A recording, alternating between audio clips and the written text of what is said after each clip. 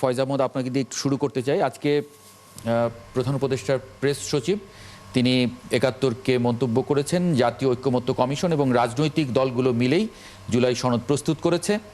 তবে সেখানে কমিশনের সুপারিশ অনুযায়ী সরকারের নেওয়ার সিদ্ধান্ত নিয়ে আছে গোপনীয়তা। সরকারের পক্ষ থেকে বিস্তারিত জানানোর কথাও জানান তিনি স্বাক্ষরের পরে, সেটা সনদ স্বাক্ষরের পরে। মানে এই গোপনীয়তা কেন? আগেই জনগণ জানবে না কেন যে কি সনদ স্বাক্ষর হতে যাচ্ছে? এটার আসলে কি ব্যাখ্যা? জি, আপনাকে ধন্যবাদ। প্রথম কথা হচ্ছে, এই গোপনীয়তা বলতে ওই অর্থে যদি আপনি খুব গোপনীয়তা নাগরিকের কাছ থেকে গোপন রাখার ব্যাপার মনে করে থাকেন, সেটা ভুল। কারণ হচ্ছে, আপনারা ইতিমধ্যেই জানেন যে এই সনদ বাস্তবায়নের পদ্ধতি হবে গণভোটের মধ্য দিয়ে, তাই না? সুতরাং নাগরিকের কাছে এটা নিয়ে যেতেই হবে। এখন যেই গোপনীয়তা অংশটুকু বলা হচ্ছে, সেখানে রাজনৈতিক দলগুলি কিছু বিষয়ে সরকারকে রিকোয়েস্ট করেছে, ঐক্যমত্য কমিশনকে রিকোয়েস্ট করেছে এই বিষয়গুলিতে আপনারা একটা সিদ্ধান্তে আসেন। সেটা কীরকম সেটা দেখেন যে, আপনি যেমন গণভোটের বিষয়ে একটা বিতর্ক হচ্ছে যে গণভোট কি জাতীয় নির্বাচনের সঙ্গে একই দিনে ভিন্ন ব্যালটে হতে পারে কিনা, নাকি আরেকবার দাবি আছে যে একই দিনে হওয়া। আবার সবগুলি পলিটিক্যাল পার্টি কিছু কিছু বিষয় বলছে এই বিষয়ে সরকারি সিদ্ধান্ত নেই। তাহলে এই জায়গাগুলি যেহেতু সরকারি সিদ্ধান্ত নেই বলছে, ধরুন একটা সিদ্ধান্ত মোটামুটি আসলো, সবার সঙ্গে আলাপ আলোচনার ভিত্তিতে সবার নির্যাস নিয়ে একটা সিদ্ধান্ত তৈরি হলো, সেটা যদি এখনই তাদের কাছে প্রকাশ করে দেওয়া হয়, তাহলে সেটা নিয়ে আবার নানান ধরনের আলোচনা, এই প্রক্রিয়াটা ঝুলে যাওয়ার সম্ভাবনা তৈরি হয়। সেই জায়গা থেকে, ইতিবাচক জায়গা থেকে কিছু গোপনীয়তা রক্ষা করা হচ্ছে, কিন্তু চূড়ান্তভাবে যাদেরকে জানানো দরকার, নাগরিকদেরকে, সেটা অবশ্যই জানানো হবে। সেই জায়গায় গোপনীয়তার কোনো ব্যাপার নেই, সেটার মধ্য দিয়েই গণভোটে এই টোটাল সনদটা যাবে। আরেকটা ডেভেলপমেন্ট এটা নিয়ে আছে যে, যেটা আপনি জানেন, ইতিমধ্যে আমরা জানিয়েছি প্রেস উইংয়ের মাধ্যমে যে শুরুর দিকে আলোচনা হচ্ছিল যে আগামী 15ই অক্টোবর জুলাই সনদ স্বাক্ষরের একটা প্রস্তুতি ছিল। যেহেতু ঐকমত্য কমিশনের মেয়াদ আসলে 15 অক্টোবর শেষ হচ্ছে, সেই বিবেচনা থেকে পরবর্তীতে আসলে ওই আলোচনার পরে নাগরিকদের দিক থেকে পলিটিক্যাল পার্টি বলেন, নানান পর্যায়ের স্টেক হোল্ডারদের, গণমাধ্যমের যেই পরিমাণ আগ্রহ আসলে জুলাই সনদ নিয়ে দেখা যাচ্ছে, তাতে সরকার মনে করছে বা ঐকমত্য কমিশন মনে করছে যে এই প্রক্রিয়ায় মানুষকে যত বেশি সম্পৃক্ত করা যায়, এটাকে যতটা উৎসবমুখর করে তোলা যায়, সেজন্য কিছু উদ্যোগ নেওয়া প্রয়োজন। যে জন্য একটি সাপ্তাহিক ছুটির দিনকে বেছে নেওয়া হয়েছে, যেদিন এই 17 তারিখে নিয়ে যাওয়া হয়েছে, দুদিন পিছিয়ে। এটা একটা, আমার মনে হয়, একটা অভূতপূর্ব সাড়া মিলবে, মানুষ অংশগ্রহণ করবে এতে স্বতঃস্ফূর্তভাবেই। জি, আলোচনায় যুক্ত করে নেব শামসুজ্জামান দুদু, বিএনপির vice chairman, Mujibur Rahman Manju, chairman AB party, এবং আশরাফ আলী আকন, প্রেসিডিয়াম সদস্য, ইসলামী আন্দোলন বাংলাদেশ। আপনাদের স্বাগত জানাচ্ছি ৭১ জার্নালে। শামসুজ্জামান দুদু, আপনার মন্তব্য দিয়ে শুরু করি। যেমন বলা হচ্ছে, জুলাই সনদ স্বাক্ষর অনুষ্ঠান সেটা 2 দিন পিছিয়েছে, এবং অনেক বিষয়, মানে সরকার যে সিদ্ধান্তটা নিতে যাচ্ছে বাস্তবায়নের ক্ষেত্রে, সেটা গোপনীয়তার কথা, যদিও ফয়েজ আহমদ সেটার ব্যাখ্যা করেছেন যে জনগণের কাছ থেকে গোপনীয়তা না, এটা যাতে মানে পরিস্থিতি, এটা নিয়ে খুব বেশি আলোচনা বা সেটার পরিপ্রেক্ষিতে ঝুলে যাওয়া, সেটা যদি যেন না হয়, সেই জন্যে এটা করা হয়েছে এবং রাজনৈতিক দলগুলোর থেকে রিকোয়েস্ট আছে। আপনার একটু মন্তব্য আশা করছি, শামসুজ্জামান দুদু। আপনাকে ধন্যবাদ। আর যারা আজকে আলোচনায় আছেন, আমার পছন্দের মানুষগুলো, তাদেরকে শুভেচ্ছা।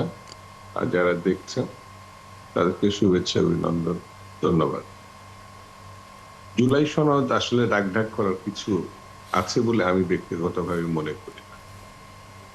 জুলাই এবং আগস্টের গণঅভ্যুত্থানের মধ্যে দিয়ে স্বৈরতন্ত্রের পতন ঘটেছে এবং জুলাই সনদ নিয়ে একটা দীর্ঘ আলোচনা হয়েছে। বিএনপি সহ সকল রাজনৈতিক দলের সম্মানিত নেতৃবৃন্দ এবং নানা শ্রেণী পেশার মানুষও, ছাত্র প্রতিনিধি সহ সবার সঙ্গে কম বেশি নানান পর্যায়ে নানান ভাবে এই আলোচনা হয়েছে। সন্তুষ্ট পক্ষগুলোই কিন্তু স্বাক্ষর করতে যাচ্ছে। উদ্যোক্তা যারা ছিলেন, যারা এর সঙ্গে জড়িত ছিলেন এবং আন্দোলনে ছিলেন, অভ্যুত্থানে ছিলেন, তারাই এই জুলাই সনদের স্বাক্ষর করতে যাচ্ছে। সেই বিষয়টা নিয়ে বিবাদ অথবা মতদ্বৈততা অথবা অন্য যে কোনো ভাষায় বলি না কেন, রাগঢাকের কোনো প্রয়োজন ছিল বলে আমি ব্যক্তিগতভাবে মনে করি না। এটা পয়সা বললেন ওইভাবে দেখা, সরকারের সবকিছুর একটি স্বচ্ছতা, একটা পরিষ্কার ভূমিকা বা ইমেজ থাকা উচিত, সেই বিবেচনায় আমার মন্তব্য। তারপরও সরকার যখন মনে করেছে, সে ব্যাপারেও আমার কোনো সমালোচনা নাই। বিষয়গুলো 17 তারিখে নিয়ে গিয়ে ছুটির দিনে যে দিনটা করা হয়েছে, সেটা ব্যাপক জনসমাগম হওয়ার সম্ভাবনা থাকবে, যেহেতু ছুটির দিন। সেই জন্য আমার কাছে মনে হয়েছে বিষয়টা ঠিকই আছে। জুলাই সনদ আমাদের জাতির একটি গৌরবময় ঘটনা হোক, এটা সবাই প্রত্যাশা করে, এবং এটি খুবই গুরুত্বপূর্ণ হবে আগামী দিনের রাজনীতির জন্য। অর্থাৎ আগামী নির্বাচন পরবর্তীতে যে সরকারই আসুক, জুলাই সনদটা তাদের সামনে আসলে আগামী পার্লামেন্টে এটা অনুমোদন, নানান পর্যায়ে আলোচনায় এটা আমাদের ইতিহাসকে সমৃদ্ধ করবে, এটা আমার কাছে মনে হয়েছে। জি,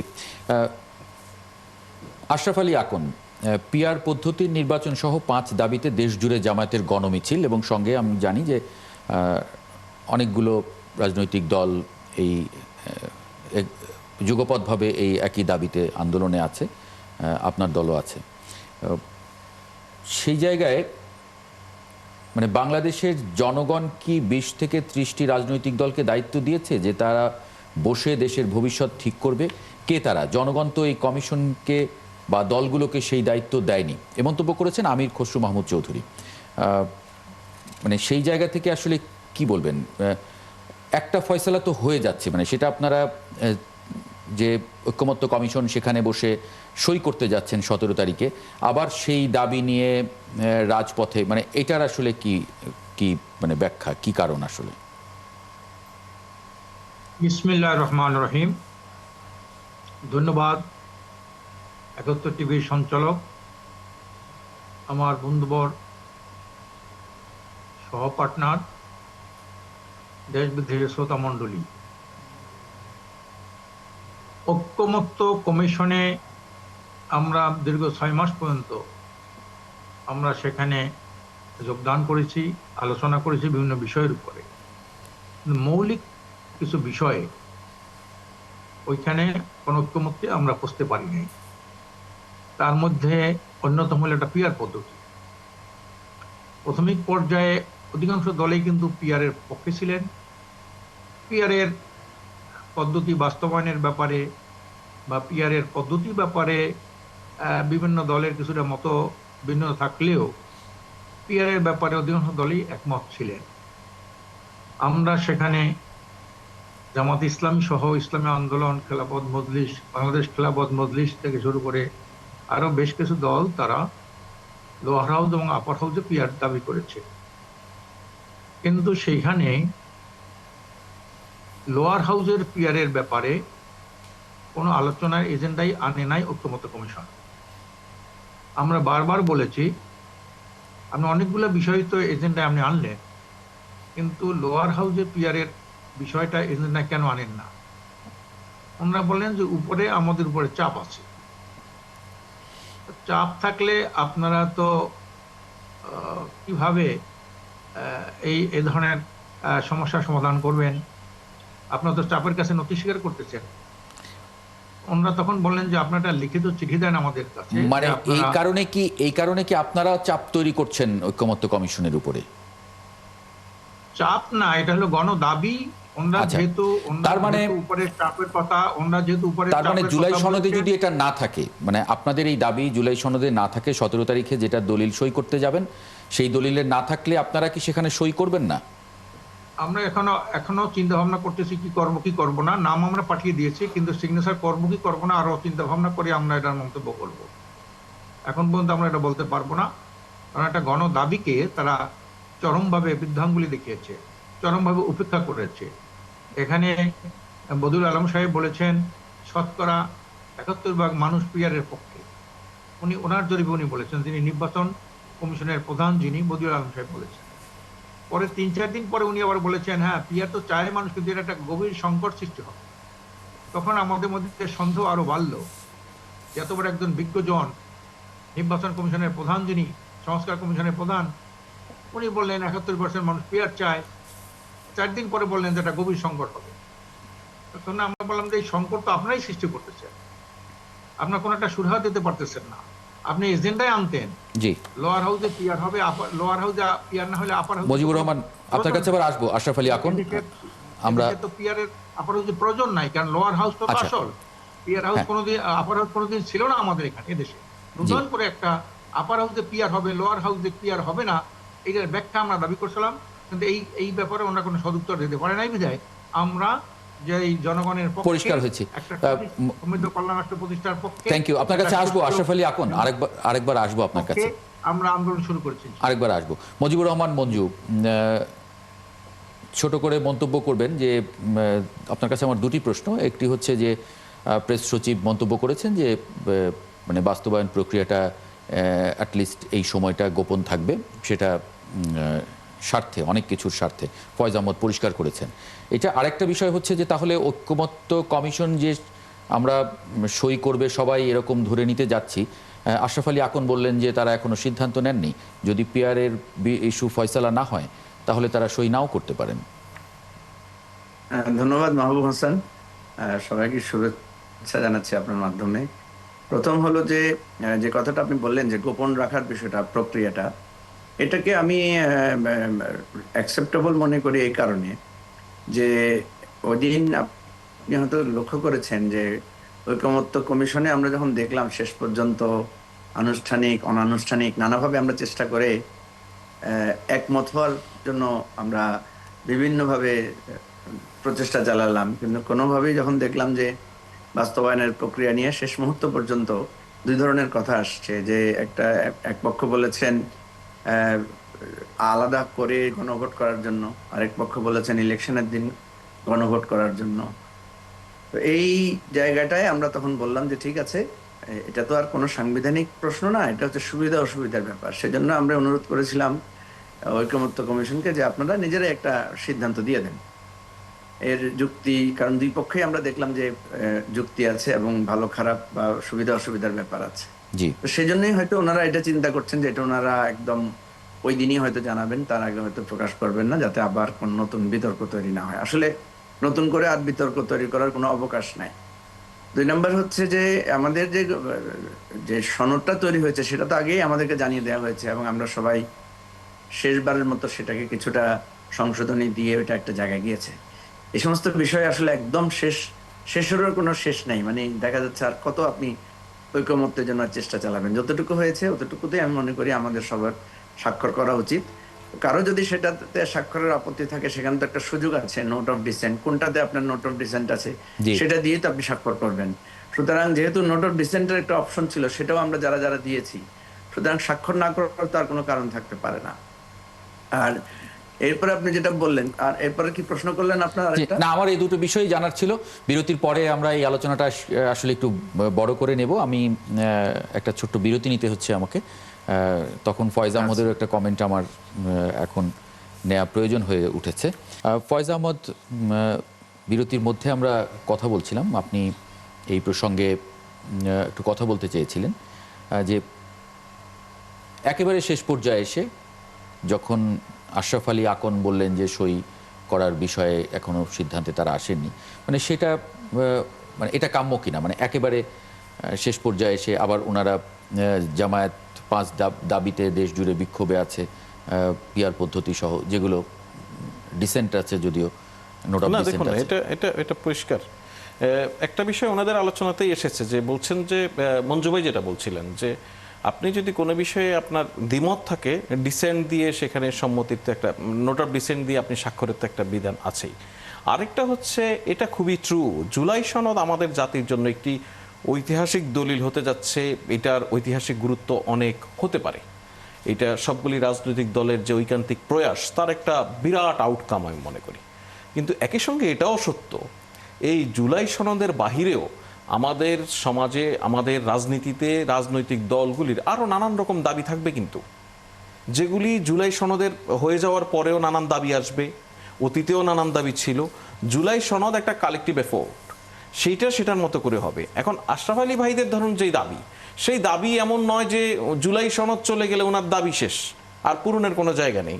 অথবা জুলাই সনদেই ওনার দাবি বাস্তবায়নের একমাত্র পথ, তাও নয়। সুতরাং জুলাই সনদে তো ওনাদের প্রচুর ইনপুট আছে, ইসলামী আন্দোলন বাংলাদেশ, জামাত ইসলামী সহ অন্যান্য যে সমস্ত পলিটিক্যাল পার্টি পিআর এর কথা বলছেন, তাই না? সুতরাং সেই জায়গায় ওনাদের যদি কোনো আপত্তি আছে, সেটার এক্সাম্পল কিন্তু এই জুলাই সনদেই আছে ইতিমধ্যে, যে অপরাপর পলিটিক্যাল পার্টিগুলি যাদের বিভিন্ন পয়েন্টে আপত্তি রয়েছে, তারা এটার সঙ্গে একমত নয়, কিন্তু দেখা যাচ্ছে অনেকগুলি রাজনৈতিক দল এটার সঙ্গে একমত হয়েছে, তারা সেই জায়গায় তাদের নোট অফ ডিসেন্ট জানিয়ে রাখতে পারে।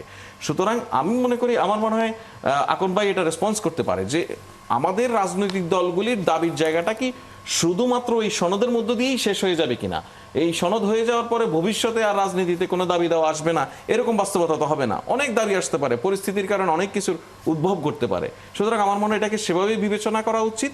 আমাদের প্রত্যেক পলিটিক্যাল পার্টি, আপনারা এতদিন ধরে যেই পরিশ্রম করেছেন এর পিছনে, সেটার একটা আউটকাম, কালেকটিভ এফোর্ট আপনারা যেটা দিয়েছেন, সেটা জাতি একটা সুন্দরভাবে একটা সবার সম্মতির ভিত্তিতে দেখতে চায়। সেখান থেকে নিশ্চয়ই আশরাফ আলী আকন ভাইদের দল সহ অন্যান্য দল জাতিকে হতাশ করবেন, অ্যাটলিস্ট এটা আমার বিশ্বাস। যে আমরা যদি এই প্রশ্ন নিয়ে শামসুজ্জামান দুদু আপনার মন্তব্য একটু ইনপুট দেবেন। আমার আরেকটা প্রশ্ন আপনার কাছে আছে, এটা একটু জেনে নিয়ে তারপরে ওই প্রশ্নটা একটু ঢুকতে চাই। ফয়েজ সাহেবের বক্তব্যের প্রেক্ষিতে আমি ঠিক বুঝি নাই। হ্যাঁ হ্যাঁ, আমার বক্তব্যের প্রেক্ষিতে আপনার যদি জি, কোনো আপনার opinion বক্তব্যের থাকে। প্রেক্ষিতে। জি, ও আচ্ছা আচ্ছা। না, এখানে আমার কাছে মনে হয়েছে যে ফয়েজ সাহেব যে কথাটা এখন বললেন, সেটা তো খুব পরিষ্কার ভাবে বলেছেন যে এটা যদি কিছু দ্বিমত থাকেও নোট অফ ডিসেন্ট দিয়ে স্বাক্ষর করা যেতে পারে। অর্থাৎ দিনের পর দিন একটা বিষয় নিয়ে সকল রাজনৈতিক দল সবাই বসে এটা তৈরি করেছে এবং সবার সম্মতিতে এটা তৈরি হয়েছে। তারপরেও যদি এই বিষয়টি থাকে, আমার কাছে মনে হয়েছে এটা তো একটা জাতীয় সনদে একটা ঐতিহাসিক ঘটনা। আমরা এক সময় তো থাকবো না। যেমন আমরা এক সময় ছাত্র রাজনীতি যখন করতাম, তখন 90 গণঅভ্যুত্থানে আমরা ভূমিকা রেখেছি। তার আগে ক্যাম্পাসে আমরা দীর্ঘ 9 বছর ধরে এরশাদ সাহেবের বিরুদ্ধে আমরা আন্দোলন করেছি, অন্যান্য ছাত্র সংগঠনগুলো আন্দোলন করেছে এবং তাকে আমরা একটা সময় বিদায় করেছি। ঠিক তেমনি এই যে শেখ হাসিনার মানে মর্মান্তিক ভয়ঙ্কর ফ্যাসিস্ট যে শাসন, সেটা আমরা প্রত্যক্ষ করেছি। গুম, খুন, আয়নাঘর, কি করে নাই জি, মহিলা। স্বাভাবিক কারণে আমার কাছে মনে হয়েছে তারই প্রেক্ষিতে 24-এর গণঅভ্যুত্থান, সেই গণঅভ্যুত্থানকে মহাম্মাবিত করা এবং ঐতিহাসিক একটি মানে ইতিহাসে একটা জায়গায় রেখে দেওয়ার জন্য এবং আগামী দিন বাংলাদেশ কিভাবে পরিচালিত হবে সবগুলো বিষয়ের সামনে কিন্তু জুলাই সনদ। এখানে আমার কাছে মনে হয়েছে এখনো যদি কোনো প্রশ্নের দ্বিধাদ্বন্দ্ব থাকে, সেটা নোট অফ ডিসেন্ট স্বাক্ষর না করার তো কিছু নেই। এটা আমার মনে হয় এটা পরিষ্কার। একই মুজিবুর রহমান মঞ্জু এবং আশরাফ আলী আকনের যদি কোনো মন্তব্য না থাকে, তাহলে আমি এই বিষয়টা একটু শেষ করতে চাই। মানে আমরা সব পরিষ্কার হয়েছে কিনা, কোনো জায়গায় কনফিউশন আছে কিনা। মুজিবুর রহমান মঞ্জু ভাইয়া, আপনি যদি একটা জিনিস হচ্ছে যে এটা তো একটা ঐতিহাসিক একটা দলিল, তাই না? আমি ফয়েজ আহমেদ যে কথাটা বলেছেন, এটাকে রেফার করতে চাই। এই সনদের অনেক কিছুর সাথেও আমাদের দ্বিমত থাকতে পারে এবং স্বাক্ষর করার পরও আমরা বলতে পারবো যে আমি স্বাক্ষর করেছি এটা জাতীয় ঐক্যমত্যের স্বার্থে, কিন্তু কিছু কিছু বিষয়ে যদি আমার অবজারভেশন থাকে সেটাও আমি বলতে পারবো, কারণ আমাদের রাজনীতি তো এখানে শেষ হচ্ছে না। আরেকটা কথা যেটা জনাব আশরাফ আলী আকন বলেছেন, আমি এটা একটু ক্লারিফাই করতে চাই। সেটা হচ্ছে যে দেখেন, ঐকমত্য কমিশনও ওই বিষয়গুলো এসেছে যেটার মধ্য দিয়ে আমরা ঐকমত্যে পৌঁছেছি। মানে ওনাদের কাছে মনে হয়েছে যে এই ইস্যুগুলোতে সবার ম্যাক্সিমাম লোকদের ঐকমত্য আছে। যেমন আমরা নিজেরাও কিন্তু লোয়ার হাউসে কিন্তু পিআর এর পক্ষে আমাদের যখন প্রথম ডায়লগ হয়েছিল, সেখানে আমরা মত দিয়েছিলাম। কিন্তু যখন নানা যুক্তি তর্ক আলাপ আলোচনায় আমরা দেখলাম যে লোয়ার হাউসে এই মুহূর্তে পিআর করাটা কঠিন, তখন কিন্তু আমরা কিছুটা আমাদের মতকে স্যাক্রিফাইস করে আমরা আপার হাউসে পিআর এর শর্তে রাজি হয়েছে যে ঠিক আছে, আপার হাউসে পিআর হলে আমাদের আর লোয়ার হাউসে পিআর না হলেও চলবে। অর্থাৎ এই যে ঐকমত্যটা তৈরি হয়েছে, সেটাকে নিয়ে কিন্তু মানে আমাদের যে ফাইনালি যে ঐকমত্য কমিশন ওই বিষয়গুলো সেখানে মানে সংযুক্ত করেছেন। তো ওই ইসলামী আন্দোলন বাংলাদেশ এবং জামাতের যে যুক্তিটা ছিল যে আমরা তো ওইখানে বলেছি, এটা আসলো না কেন ঐকমত্য কমিশনে? তো ঐকমত্য কমিশন কিন্তু বারবার ক্লিয়ার করার চেষ্টা করেছে যে এখানে আমরা নিচে থেকে বাছাই করে যেগুলো তো জাতীয়ভাবে মানে আমাদের কাছে মনে হয়েছে একটা ঐকমত্যের জায়গায় যাওয়ার মতো, সেগুলো এসেছে। যেমন ধরেন আপার হাউসে তো বিএনপি তো লোয়ার হাউস আপার হাউস কোনোটাতেই বিএনপি কিন্তু আমাদের ভোটের পিআর যেটা সেটা মানছে না। তারপরে তো তারা সেখানে এনেছে। তো যেহেতু মানে আপার হাউসের ব্যাপারে বেশিরভাগ দলই একমত, একেবারে আমার মনে হয় শুধুমাত্র বিএনপি আর দুই একটা দল ছাড়া বেশিরভাগ দলই কিন্তু আপার হাউসের ব্যাপারে একমত, সেজন্য এটা এনেছে। এবং হ্যাঁ। বিএনপির আমির খসরু মাহমুদ চৌধুরী আজকে একটা মন্তব্য করেছেন, এটা একটু যদি পড়ি। তার ভাষায়, মান্না ভাই বলেছেন জনগণ কিছুই জানে না পিআর সম্পর্কে, যারা পিআরের পক্ষে তাদের দায়িত্ব হবে নির্বাচনী ইশতেহারে তা তুলে ধরে জনগণের কাছ থেকে ম্যান্ডেট নেওয়া। জাতীয় ঐক্যমত্য কমিশনে যতটুকু ঐক্যমত্য হয়েছে সেটি নিয়ে এগোনো উচিত, তবে বাকিটা নিয়ে জনগণের ম্যান্ডেট নিতে হবে। তিনি প্রশ্ন তোলেন, বাংলাদেশের জনগণ কি ২০-৩০টি রাজনৈতিক দলকে দায়িত্ব দিয়েছে যে তারা বসে বসে দেশের ভবিষ্যৎ ঠিক করবে? কে তারা? জনগণ তো এই কমিশনকে বা দলগুলোকে সেই দায়িত্ব দেয়নি। শেষ লাইনটা আমি আরেকবার পড়ি, জনগণ তো এই কমিশনকে বা দলগুলোকে সে দায়িত্ব দেয়নি। আমি ওই মিটিং এ ছিলাম, আমি ওই মিটিং এ ছিলাম। জি, মূল কথাটা ছিল, কথাটা তো সত্য যে আমরা এই ৩০টা দল মিলিয়ে যে একটা সনদ তৈরি করছি, এটাই তো এখানে শেষ না। এই জন্যই তো এখানে গণভোট নেওয়ার প্রশ্নটা আসছে, জি, যে আমাদের এই ৩০ দলের বাইরেও তো পাবলিক মানে এই দেশের নাগরিকেরা আছে। সুতরাং ওই নাগরিকদেরও যাতে এই সনদের ব্যাপারে আমরা তাদের ঐকমত্য নিতে পারি, সেজন্য কিন্তু শেষ মুহূর্তে আমাদের এই গণভোটের ব্যাপারে আমরা সবাই ঐকমত্য হয়েছি। গণভোটের ব্যাপারে কিন্তু প্রথম অনেকগুলো দলের আপত্তি ছিল। পরিষ্কার। তো সুতরাং মানে খসরু ভাই যেটা বলেছেন যে কথাটা ঠিক, যে আমরা ৩০ দল একটা কিছু তৈরি করে ফেললেই তো এটা হয়ে গেল না। হ্যাঁ, মানে গণভোটের মধ্যে দিয়ে এটা আসলে সেটা তো হতেও যাচ্ছে, মানে একটা গণভোটের সিদ্ধান্ত তো হলো, মানে তার মানে জনগণের ম্যান্ডেটটাও নিয়ে নেওয়ার একটা প্রক্রিয়া এর মধ্যে আছে। এটার মাধ্যমে একটা জনগণের ম্যান্ডেট নিয়ে নিচ্ছে। জি, আশরাফ আলী আকন, জনগণের ম্যান্ডেট তো নিয়ে নিচ্ছি, জনগণের পক্ষে জনগণের গণভোটে যাচ্ছেই। সেই জায়গায় যেগুলো নিয়ে নোট অফ ডিসেন্ট আছে সেগুলো জনগণ যদি মেনে নেয় তাহলে তো আপনাদের দাবি এসেই যাচ্ছে। সেই জায়গায় সই করা না করার এটাতে আসলে এখনো আপনার দোলাচলে কেন? জুলাই সনদ কিন্তু কোনো একটা রাজনৈতিক দলের বন্দোবস্তের দলিল না। জুলাই সনদ হলো দেশে আপামর জনসাধারণের একটি অভিপ্রায়। মানে এটা আমরা কিভাবে বুঝলাম? আমি বলবো, মানে সেটাই, সেই জন্য তাহলে আর গণভোটে যেতে হচ্ছে কেন? না, গণভোটে যাতে হচ্ছে জনগণের এই মতামতটাকে একটা আইনি ভিত্তি দেওয়ার জন্য। না, শুধু কি আইনি ভিত্তি দেয়া, নাকি রাষ্ট্রের মালিক হিসেবে জনগণের কাছ থেকে জেনে নেয়া যে আমি এই চেঞ্জটা করতে যাচ্ছি, তুমি এই চেঞ্জে রাজি আছো কিনা? হ্যাঁ, এটাই তো আমরা চাচ্ছি যে 53 বছরের মধ্যে যে ধারায় নির্বাচন হয়ে আসছে তাতে শতভাগ জনগণের ভোটের অধিকার প্রতিষ্ঠিত হয় নাই, এবং সবসময় সংখ্যাগরিষ্ঠ সরকার গঠিত হয়েছে, তারাই ক্ষমতায় গিয়েছে, সংখ্যা গরিষ্ঠ মানুষের উপরে তারা বিভিন্ন রকমের জুলুম নির্যাতন করেছে, এবং একটা সুষ্ঠু সঠিক নির্বাচন কখনই হয় নাই। দুইটা আমলে নির্বাচন হয়েছিল, 91 সালে এবং 96 সালে। মোটামুটি 91 সালে নির্বাচন হওয়ার পরে আওয়ামী লীগ বলছিল এখানে সূক্ষ্ম কারচুপি হয়েছে, 93 সালের নির্বাচনে বিএনপি বলছিল একটি স্থূল কারচুপি হয়েছে। এবং শুধু তাই না, এরা সংসদে যখন গেল মাসের পর মাস, এটা তো একটা আলোচনা আছে আশরাফ আলী আকন, যে পিআর দিলে, পিআরে যদি নির্বাচন হয়, পিআরে আওয়ামী লীগ যদি 10% ভোট পেয়ে যায়, 10% ভোট যদি আওয়ামী লীগ পেয়ে যায়, তাহলে তো তাকেও 30টা আসন দিয়ে দিতে হবে। তো আওয়ামী লীগকে কেউ বলছেন, কোন বিশ্লেষক, যে এটা আওয়ামী লীগকে পুনর্বাসিত করার বন্দোবস্ত।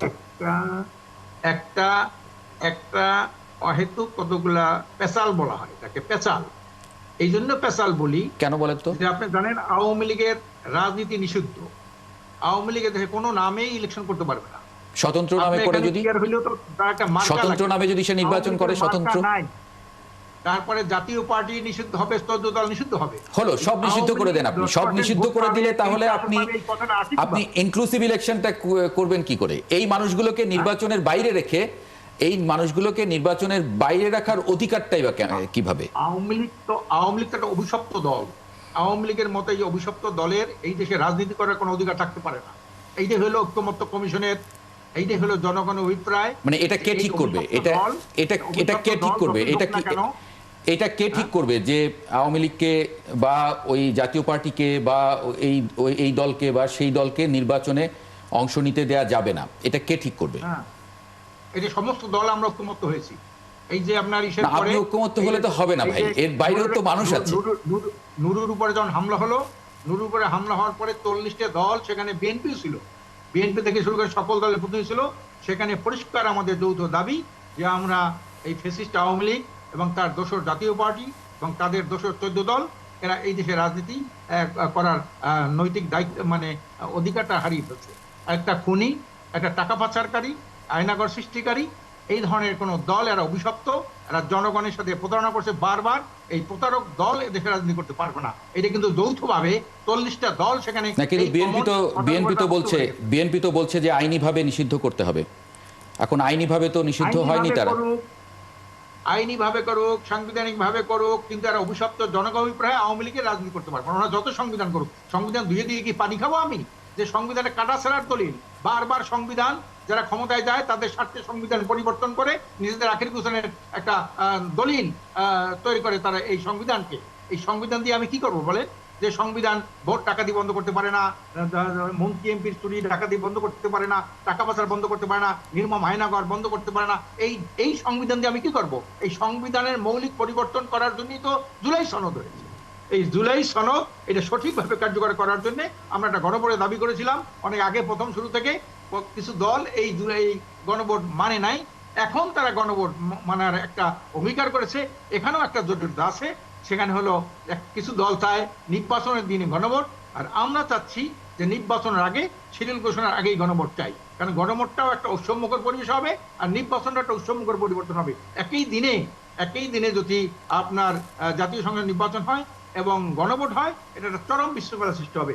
কারণ নির্বাচন কমিশন যে আপনার সেন্টারগুলি তারা লিস্ট করেছে, সেখানে বলেছে একজন ভোটারকে ভোট দিতে কত মিনিট সময় লাগবে, সেই আলোকে কিন্তু তারা 5,000 ভোট, 4,000 ভোট যেখানে থাকে সেখানে কয়টা বুথ লাগবে এটা কিন্তু তারা নির্ধারণ করছে। যখনই আরেকটা ব্যালট লাগবে তখন ওই সময়টার মধ্যে কিন্তু ভোট শেষ হবে না।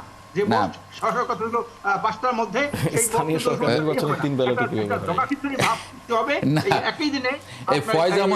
ফয়েজ আহমদ আপনাকে একটা প্রশ্ন করেছেন।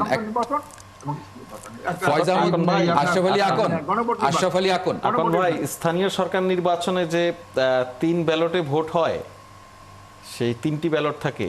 ধরেন মেয়র ইলেকশন, মেয়র, কাউন্সিলর, সংরক্ষিত আসনের কাউন্সিলর, নারী তো হয়। হ্যাঁ, ওই তো সংরক্ষিত। এইগুলাও অনেক পুরানো কথা। 3টা ব্যালটই হয়, এটা জনগণ জানে। একটা চেয়ারম্যান, একটা মেম্বার, একটা ওইভাবেই কিন্তু সময় নির্ধারণ করা হয়, সবাই জানে। কিন্তু এখানে আপনার এই যে গণভোটের যে বিষয়গুলো, কতগুলা বিশাল অনেকগুলা বিষয়, এইগুলো একটা জনগণ পড়ে দেখে হা না ভা না নাতে ভোট দেবে, অনেক সময় সাপেক্ষ ব্যাপার। কাজে ওই যে 3টা ব্যালটে ভোট দেয়, আগেভাগেই তাদের প্রস্তুত থাকে যে চেয়ারম্যান, মেম্বার, সংরক্ষিত মহিলা আসন এখানে থাকে তারা। কিন্তু এইটার ওইটা তো এক জিনিস না, এটা তো অনেক পুরানো কথা। মাহবুব হাসান, আমি একটু কথা বলতে চাই। জি, এখানে এই অহেতুক বিতর্কটার প্রয়োজন নেই, কারণ আমরা এই বিতর্কগুলো করে ফেলেছেন। সুবিধা অসুবিধার বিষয়গুলো আমি আপনাকেই বললাম যে সুবিধা অসুবিধার আলোচনাগুলো আমাদের হয়ে গেছে। জি, এবং সিদ্ধান্ত প্রায় একেবারে আমাদের হয়ে গেছে। সেজন্য আমরা বলেছি এটা এখন আর আলোচনার দরকার নাই, এটা ফাইনালি আমাদের ঐকমত্য কমিশনের সুপারিশে সরকার যেটা সিদ্ধান্ত নেবে সেটাই আমরা মেনে নেব, এটাই আমাদের এখনকার অবস্থান হওয়া উচিত। আর দ্বিতীয় যে কথাটা আপনি নিজেই বলেছেন যে দেখেন কোন পদ্ধতিতে ভোট হলে, পিআর হলে আওয়ামী লীগ চলে আসবে, পিআর হলে আজকে আমির খসরু মাহমুদ চৌধুরী এবং আমি যে মিটিং এ ছিলাম সেখানে অনেকে অনেক যুক্তি দিয়েছেন। কেউ বলেছেন পিআর হলে হিন্দু কমিউনিটি বা বৌদ্ধ কমিউনিটি ওনারা প্রত্যেকে আলাদা আলাদা দল করবেন। তো ভাই, আপনি তো কোনো কমিউনিটির অধিকারকে ক্ষুণ্ণ করার জন্য কোনো পদ্ধতি তৈরি করতে পারেন না। আজকে আওয়ামী লীগ নাই, জাতীয় পার্টি নাই, তখন যে কোনো বাংলাদেশের 53টা দল আছে, যে কোনো একটা দলের ব্যানারে আওয়ামী লীগ তার ভোট কনসেন্ট্রেট করতে পারে। আপনি তো 14 দলকে না হয় নিষিদ্ধ করলেন বা ভোট করতে দিলেন না, এর বাইরে তো আরো দল আছে। সুতরাং এটা কোনো যুক্তি হতে পারে না। আমাদের যুক্তি হওয়া উচিত যে পিআর এখন আমাদের জন্য কতটুকু প্রযোজ্য। আমরা তো এই জন্যই বললাম যে এই আলোচনাটা আমাদের ভবিষ্যতে আমাদের ভোটারদেরকে আস্তে আস্তে তাদেরকে শিক্ষিত করে তুলবে। কারণ আমরা এখানে যত কথাই বলছি সেটার পক্ষে কোনো কিন্তু দলিল নাই। যেমন মাহমুদুর রহমান মান্না বলেছেন যে উনি বহু লোককে জিজ্ঞেস করেছেন যে তারা পিআর বোঝে না, ঠিক আছে। অথচ দেখেন আমাদের দেশে কিন্তু পিআর চালু আছে। আমাদের যে সংসদে যে 50টা আসনে সংরক্ষিত মহিলা সংরক্ষিত দেওয়া নারী হয়, এটা আসন, কিন্তু জি। পিয়ারের ভিত্তিতে দেওয়া হয়। এগুলো কিন্তু আসনের ভিত্তিতে পিয়ার হয়। এবং এর বাইরে ধরেন এখন যে আমরা উচ্চকক্ষে যে যে 100 আসনের কথা বলা হচ্ছে, সেখানে কিন্তু পিয়ারই হচ্ছে, সেটা সিটের পিয়ার। তো পিয়ার বুঝে না বিষয়টা তা না। আমরা যদি এই ভোটের পিয়ারটাকেই আমরা আরো পপুলার করা, এটার সুবিধা যেমনি আছে, অনেকগুলো অসুবিধাও আজকে আলোচনা হচ্ছে। তো কারণ আমাদের লোকেরা প্রার্থী দিয়ে ভোট দিতে ইচ্ছুক, প্রার্থী দিয়ে ভোট দেওয়ার চিনে। সবচেয়ে বড় কথা, যে কথাটা আমি আজকে সেখানে বলেছি, যে আমাদের দেশে যেখানে আগের রাতে ভোট হয়ে যায়, যেখানে ভোট কেন্দ্র দখল হয়, তো ভোট কেন্দ্র দখল করলে তো একজন তো সে তো পুরা পুরা সিলগুলা তার ওই মার্কার পক্ষে মারবে, তাহলে পিয়ারে তো সে 98 ভাগ ভোট পেয়ে যাবে। জি। তো সুতরাং আমাদের ভোটের বিহেভিয়ার চেঞ্জ না করতে পারলে, কালচার চেঞ্জ করতে না পারলে, সিস্টেম আমরা যেটাই করি, ধরেন পিয়ারের ভিত্তিতে যদি আমরা নিম্নকক্ষেও ভোট করি, কিন্তু সেই ভোটটা যদি আগের রাতে হয়ে যায় বা সেটা যদি কেন্দ্র দখলের ভোট হয়, তাহলে কি পিয়ারের যেই সেন্সটা আমরা, মানে যে বেনিফিটটা, সেটা কি আমরা পাবো? সেটা তো আমরা পাবো না। Definitely. আমরা কি না, definitely. আমরা তো এখনো আশঙ্কায় আছি যে এবারের নির্বাচন, ভোট কেন্দ্র দখলের নির্বাচনটা আমরা বন্ধ করতে পারবো কিনা। এখনো তো আমরা বিভিন্ন জায়গায় দেখি প্রার্থীরা বা নেতারা বলছেন যে এখানে মানে যাকে খুশি তাকে ভোট দেওয়া যাবে না, কেউ না বলছেন যে এখানে শুধু এই এই মার্কারে ভোট দিতে হবে। এই ধরনের অ্যাগ্রেসিভ কথাবার্তা তো এখনো আমরা শুনছি, তাই না? সো সেখান থেকে আশঙ্কাটা তৈরি হচ্ছে। একটা একটা বিরতি নেব, আমরা বলছি বিরতি থেকে আমি শুধু পদ্ধতি পরিবর্তন করলে হবে না, আমাদের কালচার পরিবর্তন করা শিখতে হবে। জি, মানে একটা বিরতিতে যাব, বিরতির থেকে ফিরে আমি একটু শামসুজ্জামান দুদু, আপনার কাছে আমার একটা প্রশ্ন, যে আজকে মির্জা ফখরুল ইসলাম আলমগীর একটি অনুষ্ঠানে বলেছেন গাজীপুরে যে কিছু উপদেষ্টা একটি দলের পক্ষ হয়ে কাজ করছেন, তিনি অভিযোগ করেছেন। মানে এটা তাহলে কি বিএনপি নিরপেক্ষ সরকারের কোনো ইঙ্গিত দিচ্ছে বা এরকম দাবি সামনে তুলবে? এই উত্তরটা নেব একটা ছোট্ট বিরতির পরে। আমরা যে আলোচনায় ছিলাম, শামসুজ্জামান দুদুকে আমি একটা প্রশ্ন রেখে গিয়েছিলাম বিরতির আগে, আমি যদি প্রশ্নটা আরেকবার করি। কিছু উপদেষ্টা একটি দলের পক্ষে কাজ করছে এমন অভিযোগ এনে সরকারকে নিরপেক্ষ থাকার আহ্বান জানিয়েছেন বিএনপি মহাসচিব মির্জা ফখরুল ইসলাম আলমগীর। আমার প্রশ্ন হচ্ছে যে আপনারা কি ভবিষ্যতে নিরপেক্ষ সরকারের কোনো দাবি সংযুক্ত করতে যাচ্ছেন কিনা? এখনো পর্যন্ত এই ভাবনাটা আমাদের দলের মধ্যে আছে বলে আমার কাছে মনে হয়। ডক্টর ইউনূস সাহেবের যে অন্তর্বর্তীকালীন সরকার, এই সরকার সম্বন্ধে, এই সরকার দিয়ে আগামী নির্বাচন আমরা সম্পন্ন করার চিন্তা ভাবনা রাখি। তবে সরকারের যদি কিছু ত্রুটি থাকে বা লাইনের বাইরে যাওয়ার চিন্তা থাকে বা কেউ যায়, সেসব টুকটাক বিষয়গুলো তো তাদের যাতে সংশোধিত একটি অবস্থা তৈরি হয়, সেই বিবেচনা থেকে তো হয়তো মহাসচিব এই কথা বলেছে। আর এটাও তো সত্য যে একটি তরুণদের দল, তাদের সঙ্গে যিনি এখন প্রধান হিসাবে আছেন, তিনিও সদস্য ছিলেন উপদেষ্টা পরিষদে। তো তিনি বলেছেন, আরো দুজন যে সদস্য আছে ছাত্রদের সদস্য, তারাও বলেছে যে নির্বাচনের আগে আগেই তারা পদত্যাগ করে তাদের পছন্দের দলে, সুনির্দিষ্টভাবে বলেননি কোন দলে যাবেন, পছন্দের দলে যাবেন। অনেকে ধারণা করে হয়তো বা নবগঠিত দলেই তারা যাবেন। আমার প্রশ্ন সেটা না। এই সরকারকে দিয়ে যদি একটি ভালো, গ্রহণযোগ্য, স্বচ্ছ, একেবারে পরিষ্কার নির্বাচন করতে হয়, তাহলে সরকারকে সতর্ক হতে। এই মেসেজটাই বিএনপি মহাসচিব দিয়েছেন বলে আমার কাছে মনে হয়।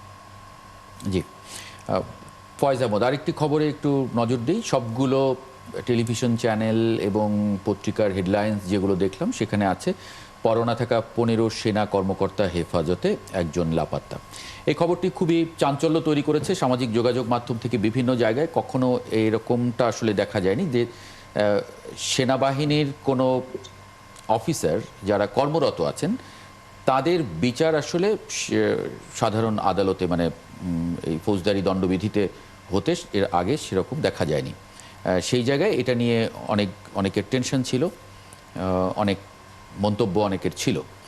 সেই জায়গায় আসলে কি মন্তব্য শেষ পর্যন্ত? না, প্রথম কথা হচ্ছে আপনি যেটা বলছেন যে সেনাবাহিনীর কোনো কর্মকর্তা যারা সার্ভিসে আছেন তাদেরকেও কোনো অপরাধে জড়িয়ে পড়েছে, তাদের বিচার সাধারণ বা এই সিভিল কোর্টে হতে দেখা যায়নি, এটা মনে হয় পুরোপুরি ঠিক নয়। আপনি যদি নারায়ণগঞ্জের ওই যে 7 খুন মামলার যেই আসামি, উনি আর্মি অফিসার ছিলেন, তখন তারা র্যাবে ছিলেন। সো এখানে যেই অফিসারদের বিষয়ে আমি অত্যন্ত চিন্তার বিষয় যেটা বা আমাদের ভাবনার একটা নতুন কারণ হচ্ছে, আজকে যদি আপনি খেয়াল করেন যে এখন আপনার শোতেও আমরা এই বিষয়টা নিয়ে কথা বলছি, কখন কথা বলছি, যখন সেনাবাহিনীর পক্ষ থেকে এই জিনিসটা পরিষ্কার করা হয়েছে যে তাদের সার্ভিসে থাকা 16 জনের মধ্যে 15 জনকে তারা হেফাজতে নিয়েছেন। তার মানে আপনি একটা খেয়াল করুন জিনিসটা, বাংলাদেশ সেনাবাহিনী মধ্যে যেই মানুষগুলি ভয়াবহতম অপরাধে জড়িয়ে পড়েছে সেই মানুষদেরকে কিন্তু বাহিনী হিসেবে পুরো বাহিনী ওন করার কোনো কারণ নেই। যেই মানুষটা এই বাহিনীতে যোগ দিয়েছেন বাংলাদেশকে নিরাপত্তা এবং সুরক্ষা দেওয়ার দায়িত্ব নিয়ে, যাকে আমরা বাংলাদেশ সেনাবাহিনী বলার সময় আমরা সবসময় দেশপ্রেমিক বলি। কেন বলি? কারণ হচ্ছে আমরা যখন ঘুমাই আমরা নিশ্চিত থাকি যে আমাদের সেনাবাহিনী জেগে আছে, তাই তো? তো সেই সেনাবাহিনীকে যখন কলঙ্কিত করে ফেলে কিছু মানুষ, পুরো বাহিনীর এত এত সদস্যরা তো এই কলঙ্কের দায় নিজেদের গাড়ি নেবেন না, বাহিনী তো এই জন্য পুরো দায়ী হয়ে পড়ে না। সুতরাং বাহিনী কিন্তু তার জায়গা থেকে দায়িত্বশীল ভূমিকা ঠিকই দেখিয়েছে। বাহিনী তাদেরকে ইতিমধ্যে হেফাজত, ইভেন এও বলেছে যে তারা এখনো পরোয়ানা হাতে পায়নি, তার আগেই তারা ব্যবস্থা নিয়েছে সংবাদ মাধ্যম দেখে, যেহেতু আদালতের নির্দেশনা এসেছে তাই। একজন পালিয়েছে বা একজনকে সে বিষয়ে তারা ব্যাখ্যা দিয়েছে। আর অপরাপর অফিসার যারা আছে আর্মিতে ছিলেন তারা এখন যেহেতু বাহিনীতে নাই, সেটা অন্য ব্যবস্থা। কিন্তু আপনি খেয়াল করুন যে এই বিষয়টা নিয়ে আমাদের মুখ খুলতে, আলোচনা করতে আমাদের সময় নিতে হয়েছে আর্মি যখন রেসপন্স করে সেটা নিয়ে। তারপর আদালত যখন পরোয়ানা জারি করেছে, তারপরে বাংলাদেশে গণমাধ্যমে বা রাজনৈতিক পরিসরে সমাজে যেভাবে এটা আলোচনা হওয়ার কথা ছিল, আলোচনা হওয়ার প্রয়োজন ছিল, এই ভয়াবহতম অপরাধ নিয়ে যে ধরনের রেসপন্স আমরা প্রত্যাশা করি নাগরিকদের কাছ থেকে, অন্তত একটা অভ্যুত্থান পরবর্তী সময়ে সেরকম রেসপন্স আসেনি। তবুও দেরি হলেও আমরা এখন রেসপন্স দেখছি। টকশোতে এখন আপনি কথা বলছেন, আমরা রাজনৈতিক দলগুলির স্টেটমেন্ট দেখতে শুরু করেছি, এটা অত্যন্ত ইতিবাচক দিক। আমাদেরকে খেয়াল রাখতে হবে যে আমরা আমাদের বাহিনী, আমাদের সেনাবাহিনী বলেন, আমাদের পুলিশ ফোর্স বলেন, আমাদের র্যাব বলেন, আমাদের যে কোনো বাহিনী, আমরা ওই জায়গায় আর ফিরে যেতে দিতে চাই না যেই জায়গায় ফিরে গেলে নাগরিকরা এই বাহিনীগুলিকে ভয় পায়। নাগরিকরা মনে করে যে সময় আমাকে, যে কোনো সময় আমাকে তুলে নিয়ে শুধুমাত্র ভিন্ন মতের কারণে গুম করে ফেলা হতে পারে, মাসের পর মাস, বছরের পর বছর। সুতরাং আপনি যদি খেয়াল করেন, আপনি দেখবেন মাননীয় প্রধান উপদেষ্টার ফেসবুক পেজ থেকে আমরা একটি ডকুমেন্টারি রিলিজ করেছিলাম 2-3 দিন আগে। সেখানে গুমের শিকার হয়েছেন এরকম কিছু মানুষ তাদের অভিজ্ঞতা বর্ণনা করছিলেন। যে সমস্ত গান বাজিয়ে গোপন বন্দিশালায় বন্দীদেরকে নির্যাতন করা হতো, সে যাদের মধ্যে যারা এখন ফিরে এসেছেন তারা এখন ওই গান শুনতে পারেন না, নিতে পারেন না, ভয় পান। ওই বন্দিশালায় লাক্স সাবান ছিল, সেই সাবানের স্মেল এখনো নাকে লাগলে ভয় লাগে তাদের। এই যে এক ভয়াবহতম জীবন তাদেরকে উপহার দিয়েছে আমাদের বাহিনীগুলির সদস্যরা, এর দায় তো বাহিনীর নয়, এর দায় হচ্ছে একটি অপরাজনৈতিক ব্যবস্থার ফলে। যে কারণে আমি প্রায় বলি আওয়ামী লীগকে আমি রাজনৈতিক দল বলতে পারি না। আপনি দেখুন এই যে এখানে 3 জন রাজনৈতিক দলের নেতৃবৃন্দ আছেন, এর কোনো একজনের দলও যদি এই ধরনের অপরাধের সঙ্গে জড়িয়ে পড়ে, সেটা কি রাজনৈতিক দল হবে? তাদের তো অভিপ্রায়, তাদের ইচ্ছা হচ্ছে নাগরিকদের জন্য কাজ করা, নাগরিকদের সেবায় কাজ করা। সে যখন নাগরিককে বেআইনিভাবে হত্যার জন্য, বেআইনিভাবে গুম রাখার জন্য কাজ করে, তাকে আপনি রাজনৈতিক দল কেন বলবেন? জি জি, খুবই পরিষ্কার। আশরাফ আলী আকন, আপনার একটা মন্তব্য এখানে ছোট করে নিব, সঙ্গে আমার একটা প্রশ্ন আছে। যে নির্বাচন সিইসি বলেছেন, প্রধান নির্বাচন কমিশনার আজকে, যে আইনের শাসন কাকে বলে এই নির্বাচনে দেখাতে চাই। তিনি তার নির্বাচন কর্মকর্তাদেরকে বলেছেন যে যেটা আপনার দায়িত্ব আছে সেটা সর্বোচ্চ প্রয়োগ করবেন, কোথাও কোনো পরিস্থিতি তৈরি হলে নির্বাচন বন্ধ করে দেবেন। সেই জায়গায় আপনি আশ্বস্ত কিনা? আশরাফ আলী আকন। নির্বাচন কমিশন যা কথা বলে তার বাস্তবায়ন কতটুকু করতে পারবে আমরা সন্দিহান তার ব্যাপারে। এখন পর্যন্ত একটা লেভেল প্লেইং ফিল্ড উনি তৈরি করতে পারেন। আজকে ডাকসু এবং জাকসুতে যে নির্বাচনটা হইল, সেই নির্বাচনে সেখানে সকল 100-এ 100 মানুষ শিক্ষিত, রিটার্নিং অফিসার শিক্ষিত, প্রিজাইডিং অফিসার শিক্ষিত, তারপর যারা ভোটার তারা শিক্ষিত, সিসি ক্যামেরা, হাজার হাজার সিসি ক্যামেরা সেখানে, হাজার হাজার পুলিশ সেখানে।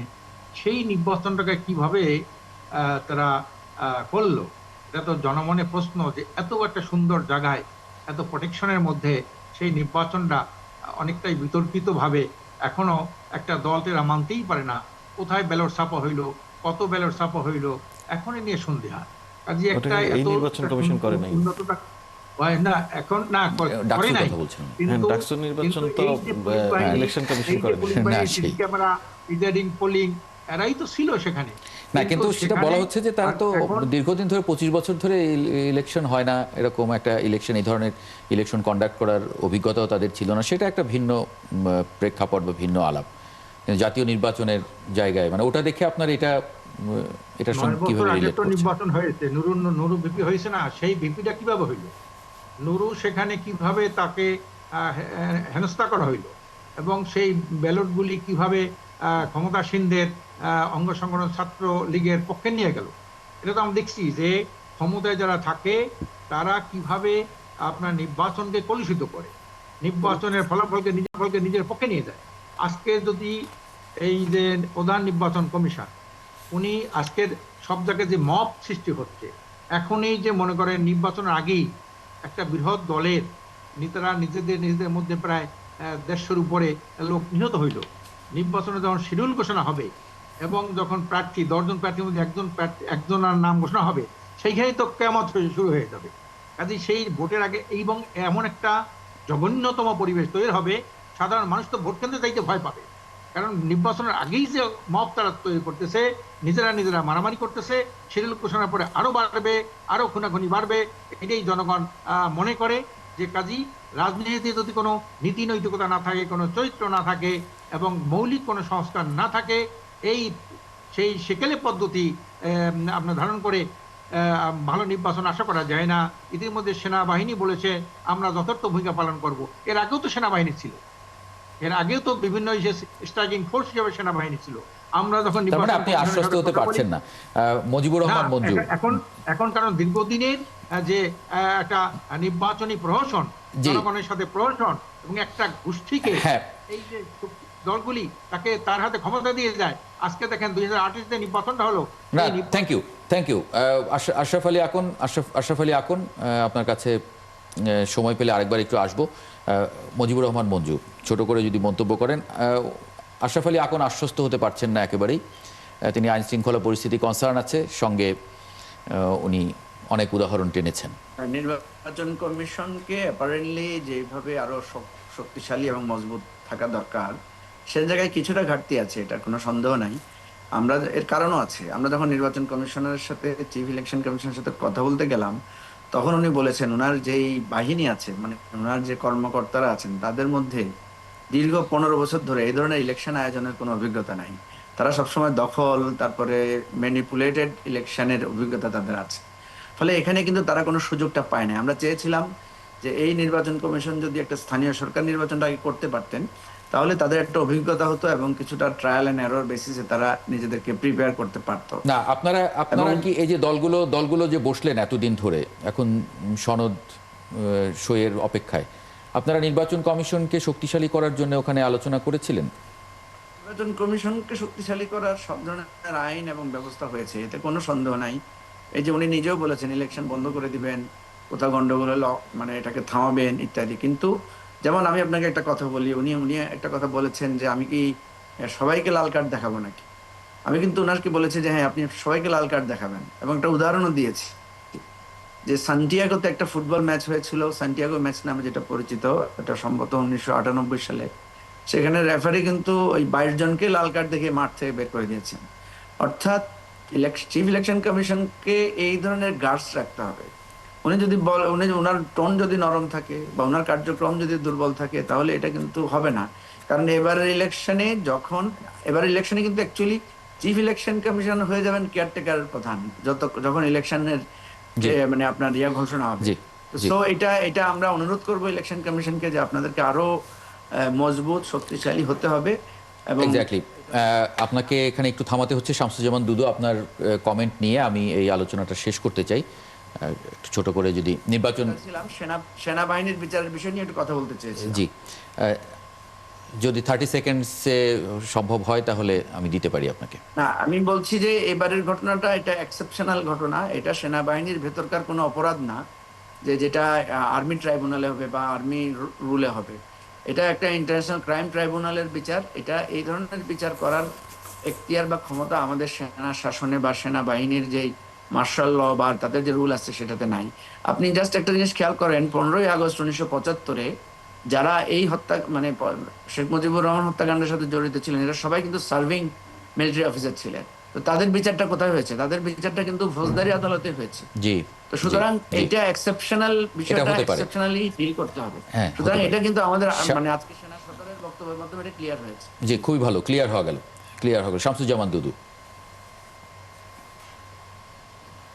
কোন ব্যাপারে বলবো? জি, আপনি এই নির্বাচন কমিশনার যে বলেছেন যে আমি আমি আমি আমি একটু আশরাফ ভাইয়ের প্রসঙ্গে বলি যে আশরাফ ভাই যেটা বললেন ওনার মতো করে, আমার কেন জানি মনে হচ্ছে যে হাসিনা রিজমের ঘটনা আর এখনকার ঘটনা এক করে দেখার মতো একটা ব্যাপার আছে। তখন স্বৈরতান্ত্রিক ব্যবস্থা ছিল, তখনকার অবস্থা আর এখন একটা কেয়ারটেকার, অর্থাৎ মানে 24-এর গণঅভ্যুত্থানের পরের ঘটনা একরকম না। হাসিনা যা করতে পারতো এখন ডক্টর ইউনূস সেটা করবে, এটা আমার কাছে মনে হয় না, বা অন্তর্বর্তীকালীন সরকার সেটা করবে এটা আমার কাছে মনে হয় না। সেই কারণে এত অবিশ্বাস নিয়ে যদি প্রতি মুহূর্ত থাকতে হয় তাহলে তো খুব কঠিন ব্যাপার, মানে কোনো কিছুতেই তো কোনো কিছু দাঁড়াবে না। জি, বরঞ্চ এই সরকারকে সহযোগিতার মধ্য দিয়ে আইন শৃঙ্খলা বাহিনী এমনকি সেনাবাহিনীও তাদের ইচ্ছার কথা প্রকাশ করেছে।